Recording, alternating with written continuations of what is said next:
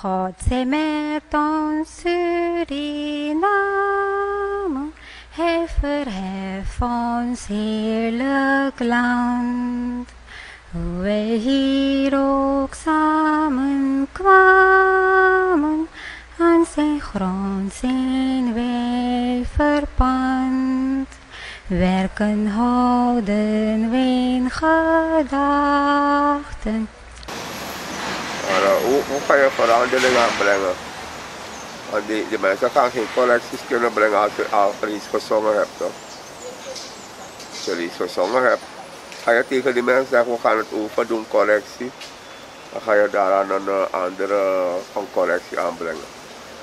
Ik denk het niet. Is het kennen van je volkslied een must voor elke Surinamer? Ja, zeker. Als je Surinamer bent, moet je het volkslied kennen. Vooral als je boven de 40 bent en ouder. Ja, toch. Dat men het volkslied niet kent, moet men gewoon vragen en dan wordt het desnoods opgeschreven en dan oefent men erop. Ja, toch. Vooral hoe men op andere liederen kan oefenen. Als we zeggen wereldse liederen. Hoe kan je hierop oefenen? Want dit is het belangrijkste van je land. En als je Surinamer doet, moet je het kunnen kennen. Volg en ik vind het helemaal niet op de juiste manier hoe ze het hebben gezongen. Dus ik weet zelf niet wat er is gebeurd en waarom ze het zo hebben gezongen. Want ik bedoel van, je hebt ook geen respect voor het volk vooral en voor het volkslied. Je hebt helemaal geen respect. Zeker wel.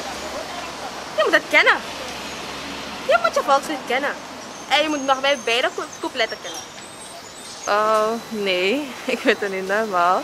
Maar ik vind van, het is je volkslied, weet je. Het is een lied van, die gemaakt is van Suriname. En ik vind als je echt een Surinamer bent, zal je wel je volkslied moeten kennen. Zo, ik vind het echt niet normaal, ja. Als Surinamer vind ik wel. Ja, als Surinamer is het wel verplicht dat je volkslied kent, ja. En proberen bij de scholen alvast, dat die kinderen hun volkslied elke dag opzeggen tenminste of zo. Zo kunnen ze het ook onthouden. Ja, zoiets. Kijk, in ieder opslag komt dat niet, ik zou zeggen, niet fris over. Want hoe dan ook, je behoort je volkslied te kennen. Ik denk dat mensen wel een beetje problemen hebben om alle coupletten te onthouden. Maar je zou zeker een couplet in Suriname goed moeten kennen. En zeker bij speciale gelegenheden, ik vind het toch even noodzakelijk is dat je even weer gaat kijken in de boeken. Of dat je weer even gaat opzoeken om hem goed uit te dragen. En we moeten niet vergeten dat vooral bij deze gelegenheden de media dat breed gaat uitmeten. Dus binnen- en buitenland, die krijgen het allemaal te zien en te horen. En het is een beetje een schande, een klap in het gezicht als je het volkslied van je land niet goed kent. Het geeft uiting van vaderlandslievendheid. Maar meer nog dat het nationaal gevoel daarmee ook een beetje gepromoot wordt. En dat je met het volkslied achter zaken staan die het land goed dienen. De Surinaamse natie goed dienen.